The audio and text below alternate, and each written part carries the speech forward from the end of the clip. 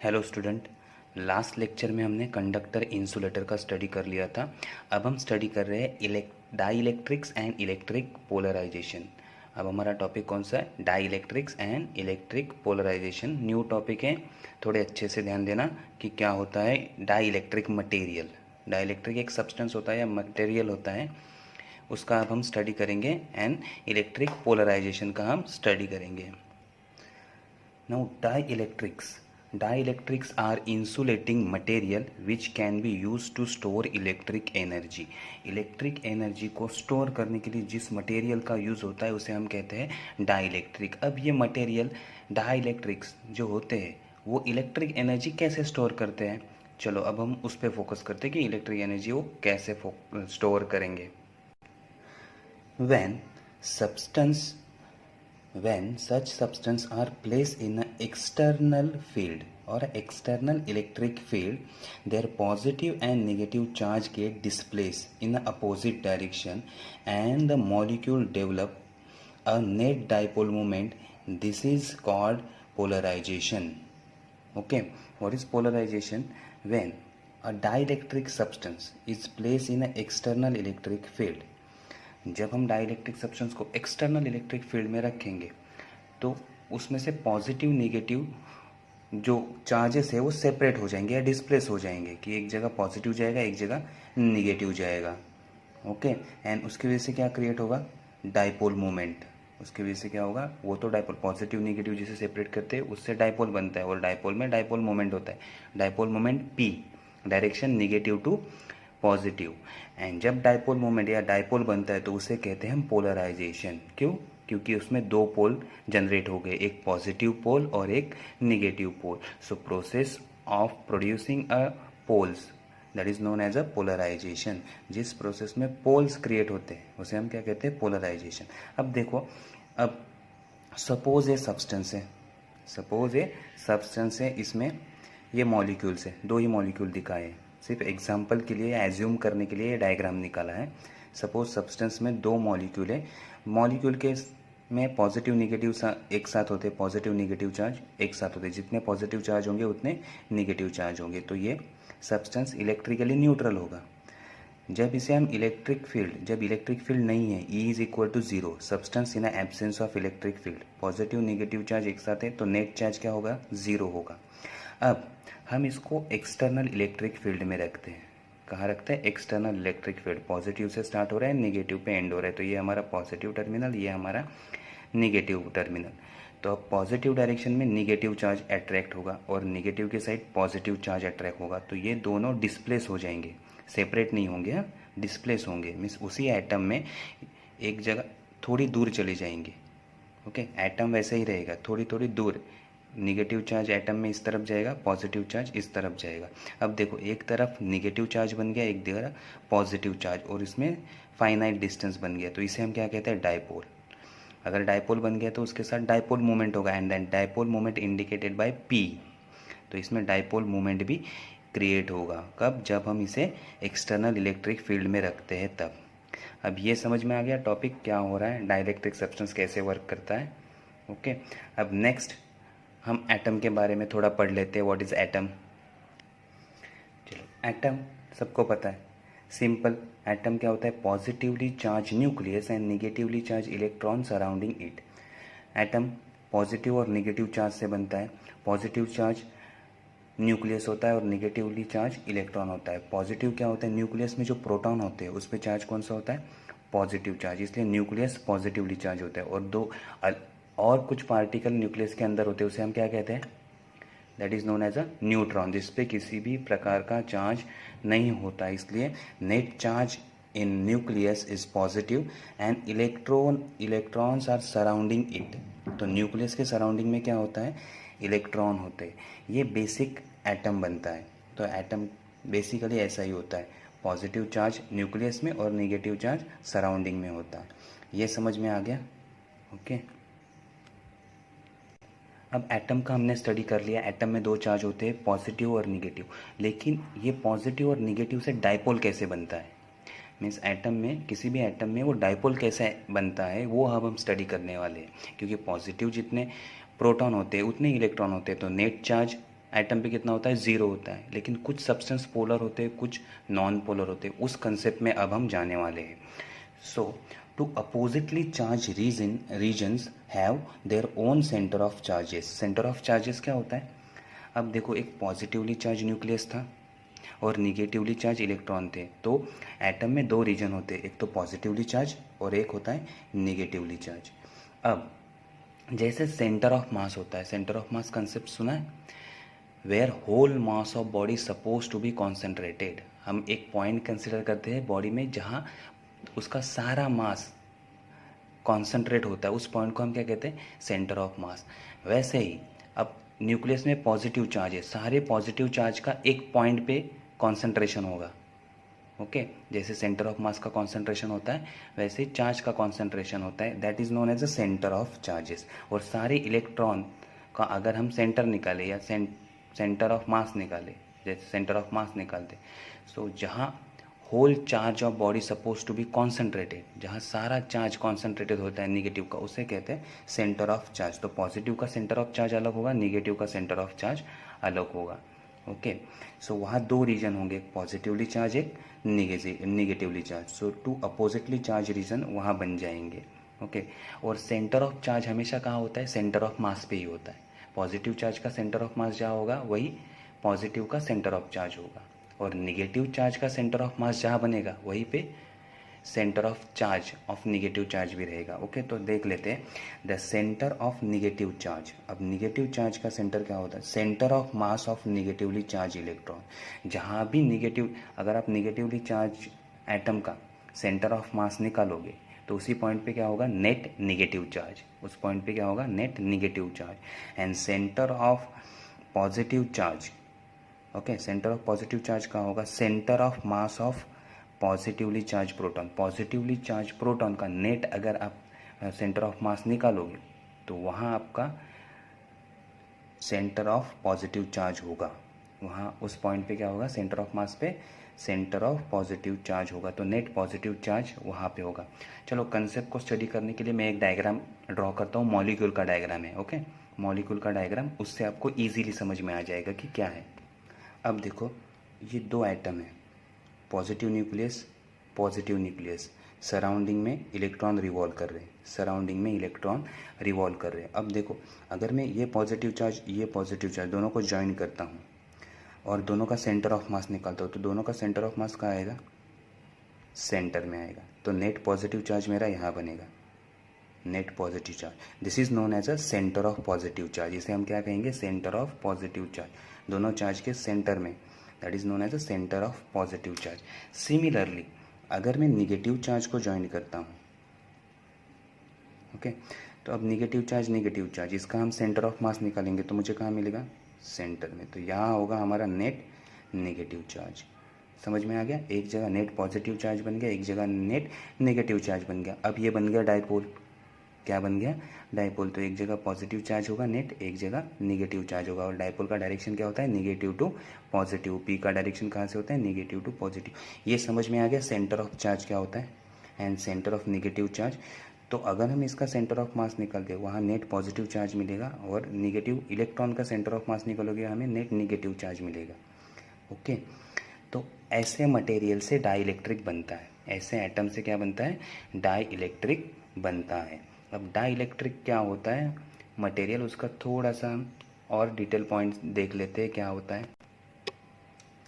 Die electric are insulating material. Dielectric क्या होता है, इंसुलेटिंग मटेरियल और नॉन कंडक्टिंग सब्सटेंस। कल ही हमने इंसुलेटर और कंडक्टर का स्टडी किया था, तो ये यहाँ आ रहा है और नॉन कंडक्टिंग सब्सटेंस। ये क्या है, non conducting substance. So dielectric are insulating material और non conducting substance which can be polarise through a small localise displacement of charges. अभी हमने देखा, जैसे ही सेंटर ऑफ मास निकालते हैं तो हम क्या होता है, वहाँ पोलराइजेशन क्रिएट होता है। अगर हम इलेक्ट्रिक फील्ड में रखते हैं तो ऐसा ही कंसेप्ट रेडी हो जाता है, एक जगह पॉजिटिव चार्ज, एक जगह निगेटिव चार्ज, और वो थोड़ा सा डिस्प्लेसमेंट से, पॉजिटिव और निगेटिव चार्ज में थोड़े से डिस्प्लेसमेंट से क्या बन जाता है, डायपोल बन जाता है। So dielectric are insulating material और non conducting substance which can be polarise which can be polarise. Polarise means dipole create करना उसमें positive negative charge through a small localise displacement of charge. Charge का थोड़ा सा displacement करके हम उसमें dipole create करेंगे तो उसे कहते हैं पोलराइज. अब डाइइलेक्ट्रिक का एग्जांपल क्या है? Glass, wax, water, would, mica, rubber, stone, plastic, ये सारे डाइइलेक्ट्रिक मटेरियल होते हैं. ये सारे क्या होते हैं? Dielectric material. अब डाइइलेक्ट्रिक मटेरियल भी दो टाइप के होते हैं. डाइइलेक्ट्रिक तो समझ में आ गया. Okay, it is the non conducting material. ये इंसुलेटर है. ये इंसुलेटर है और मॉलिक्यूल से बनता है जिसमें डाइपोल होते हैं. उस मॉलिक्यूल में क्या होते हैं? डाइपोल होते हैं. लेकिन इसमें भी दो टाइप है. अब हम और डिटेल में जाएंगे. डाइइलेक्ट्रिक में दो टाइप होते हैं. एक होता है पोलर डाइइलेक्ट्रिक और एक होता है नॉन पोलर डाइइलेक्ट्रिक. नाम ही इंडिकेट कर रहा है. पोलर जिसमें पोल होते हैं उसमें हम क्या कहेंगे? Polar dielectric. जिसमें ऑलरेडी पोल है, एक्सटर्नल इलेक्ट्रिक फील्ड देने की ज़रूरत ही नहीं है. ऑलरेडी पोल उसमें अपने स्ट्रक्चर से ही है तो उसे हम कहते हैं पोलर मॉलिक्यूल. और जिसमें पोल नहीं होते हैं फिर भी वो डाइइलेक्ट्रिक है. जब हम उसको एक्सटर्नल फील्ड में रखेंगे तो वो पोल क्रिएट करेगा. ऐसे मटेरियल को हम कहते हैं नॉन पोलर डाइइलेक्ट्रिक. ऐसे मटेरियल को हम क्या कहते हैं? Non polar dielectric. वैसे केमिस्ट्री में शायद ये टॉपिक हुआ होगा आपका, polar and non polar material. Okay, तो देखते हैं पोलर और नॉन पोलर डाइइलेक्ट्रिक क्या होता है. पोलर डाइइलेक्ट्रिक पोलर मॉलिक्यूल से बनता है और non polar dielectric non polar molecule से बनता है. ओके, अब देखते हैं पोलर मॉलिक्यूल क्या होता है और नॉन पोलर मॉलिक्यूल क्या होता है. Polar dielectric. पोलर डाइइलेक्ट्रिक किससे बनता है? पोलर मॉलिक्यूल से. ओके, तो पोलर मॉलिक्यूल देखते हैं. Polar molecule in which the centre of mass of positive charges. Positive charge क्या होता है? Proton. Does not coincide with the centre of mass of negative charges. Negative charge क्या होता है? Electrons. Because of asymmetry shape of the molecule. Molecule का shape कैसे रहेगा? Symmetric नहीं रहेगा. Is called polar molecule. अब देखो, पोलर मॉलिक्यूल में क्या होता है? Centre of mass mean centre of charge. Centre of mass positive charge का और centre of mass negative charge का, ये दोनों अलग अलग होंगे, कोइंसाइड नहीं करेंगे. तो उसे हम क्या कहते हैं? Polar molecule. उसे हम क्या कहते हैं? Polar molecule. और पोलर मॉलिक्यूल किससे बनता है? Asymmetric shape. मीन्स जो भी मॉलिक्यूल होगा उसका शेप सिमेट्रिक नहीं होगा. ओके, तो अब हम देख लेते हैं क्या है ये. डायग्राम से स्टडी कर. ये डायग्राम समझाने के लिए बनाया है, कोई स्टैंडर्ड डायग्राम नहीं है. ओके, समझाने के लिए बनाया मैंने. अब देखो, ये positive nucleus, positive nucleus. 1 second. इसका नेट पॉजिटिव चार्ज कहाँ बनेगा? सेंटर में. ओके, और ये negative electron and negative electron. इसका निगेटिव चार्ज कहाँ बनेगा? यहाँ सेंटर में. ओके, तो एक पॉजिटिव चार्ज यहाँ है और निगेटिव चार्ज यहाँ है और इनमें फाइनाइट डिस्टेंस है. तो अब इसमें क्या बन गया? डाइपोल बन गया. इसमें क्या बन गया? डाइपोल बन गया. और देखो, पॉजिटिव चार्ज का सेंटर और निगेटिव चार्ज का सेंटर कोइंसाइड नहीं कर रहे, दूर दूर है. ये क्या है? दूर दूर है. ये एक दूसरे से कोइंसाइड नहीं कर रहे, एक के ऊपर एक नहीं आ रही है. तो ऐसे मॉलिक्यूल को हम क्या कहते हैं? Polar molecule. और उसमें क्या बनता है? डाइपोल. डाइपोल कहाँ से कहाँ डायरेक्टेड होता है? Negative to positive. Dipole P is equal to Q into 2L. Study किया है. ओके, तो ये समझ में आ गया. तो पोलर मॉलिक्यूल में ऑलरेडी डाइपोल क्रिएट हुआ ही रहता है. देखो, इसमें एक्सटर्नल इलेक्ट्रिक फील्ड देने की ज़रूरत नहीं है. शेप की वजह से यहाँ पॉजिटिव चार्ज है और यहाँ निगेटिव चार्ज है, तो ऑलरेडी ये इस मॉलिक्यूल में डाइपोल मूवमेंट होता ही है. The polar molecule, they have permanent dipole moments of the order of 10 raised to minus 30 कूलोमीटर. इसमें ऑलरेडी डाइपोल मूवमेंट होते हैं. Then they are tiny electric dipole. ये सारे मॉलिक्यूल कैसे एक्ट करते हैं? जैसे कि ये डाइपोल है ऐसे एक्ट करते हैं. So they are tiny electric dipole. इसमें परमानेंट डाइपोल होता है और they are act as a electric dipoles. ये समझ में आ गया. Example HCl, water, alcohol, NH3, ये सारे पोलर डाइइलेक्ट्रिक के एग्जाम्पल है. अब पोलर डाइइलेक्ट्रिक का शेप कैसे होता है और उसके एग्जाम्पल हम स्टडी करते तो आपको डिटेल में समझ आ जाएगा. तो ये देखो, इसका शेप सिमेट्रिक नहीं होता, मीन स्पेरिकल नहीं होता, एक जगह पॉजिटिव चार्ज रहेंगे और सराउंडिंग में इलेक्ट्रॉन, तो ये इलेक्ट्रॉनिक फील्ड रहेगी, इलेक्ट्रॉन की ये फील्ड जो ब्लू लाइन से दिखाया वो इलेक्ट्रॉन की फील्ड है। तो इलेक्ट्रॉन का सेंटर ऑफ मास यहाँ बन सकता है या यहाँ बन सकता है, तो एक जगह पॉजिटिव चार्ज होगा, एक जगह निगेटिव चार्ज होगा, उसकी वजह से क्या बनेगा, डाइपोल ऑलरेडी क्रिएट हो जाएगा। So this is a polar molecule, ये क्या है हमारा पोलर मॉलिक्यूल। अब देखो पोलर मॉलिक्यूल का एग्जांपल है HCl, ये रहा HCl का मॉलिक्यूल, Cl बड़ा है H छोटा है, H में एक ही इलेक्ट्रॉन होते हैं, Cl में ज़्यादा इलेक्ट्रॉन होते हैं, तो नेट नेगेटिव चार्ज Cl की तरफ होगा और नेट पॉजिटिव चार्ज हाइड्रोजन की तरफ होगा, तो हाइड्रोजन की तरफ ओके पॉजिटिव चार्ज और यहाँ नेगेटिव, तो ऑलरेडी इसमें डाइपोल बना है और सिमेट्रिक नहीं है, Cl बड़ा है H छोटा है, तो ये सिमेट्रिक शेप नहीं है, समझ में आ गया असिमेट्रिक शेप का मीनिंग। तो एक एटम बड़ा है एक एटम छोटा है, उसकी वजह से शेप कैसे बन गया, असिमेट्रिक, तो इसमें भी डाइपोल मोमेंट क्रिएट होगा, P का डायरेक्शन निगेटिव टू पॉजिटिव, तो यहाँ निगेटिव चार्ज होगा, यहाँ पॉजिटिव चार्ज होगा। Similarly H2O water molecule, H2O दो हाइड्रोजन आइटम, एक ऑक्सीजन, ऑक्सीजन बड़ा होता है, हाइड्रोजन छोटे होते हैं। वंस अगेन देखो शेप असिमेट्रिक है, शेप सिमेट्रिक नहीं है, असिमेट्रिक है, तो ऐसे शेप को डाइपोल मोमेंट क्रिएट होगा, यह पोलर मॉलिक्यूल। अब इसमें डाइपोल मोमेंट देखो negative to positive, positive charge और नेगेटिव चार्ज दोनों क्रिएट हो जाएंगे, तो ऐसे मॉलिक्यूल को हम कहते हैं पोलर मॉलिक्यूल। पोलर मॉलिक्यूल समझ में आ गया। अब हम देखते हैं non polar. Non polar molecule सीखने के बाद आपका दोनों कंसेप्ट क्लियर हो जाएगा, पोलर का भी और नॉन पोलर का भी। Okay, next non polar dielectrics. Non polar means जिसमें पोल नहीं होंगे। A molecule in which centre of mass of positive charge coincide with the centre of mass of negative charge is called non polar molecule. अब देखो centre of mass of positive charge coincide with the centre of mass of negative charge. Once again हम diagram से इसको study करते हैं। Diagram standard diagram नहीं है, exam में इसे ड्रॉ मत करो, सिर्फ आपको समझाने के लिए यह डायग्राम बनाया है मैंने। ओके, तो अब कंसिडर करो नेट पॉजिटिव चार्ज और निगेटिव चार्ज, यहाँ निगेटिव चार्ज का सेंटर ऑफ मास कहाँ बनेगा वो हम स्टडी करेंगे। तो ये हम पॉजिटिव को ज्वाइन कर लेते हैं, तो इसका यहाँ सेंटर में क्या बनेगा, पॉजिटिव चार्ज। अब देखो निगेटिव चार्ज को हम ज्वाइन कर लेते हैं, अब निगेटिव का सेंटर कहाँ बनेगा, यहाँ।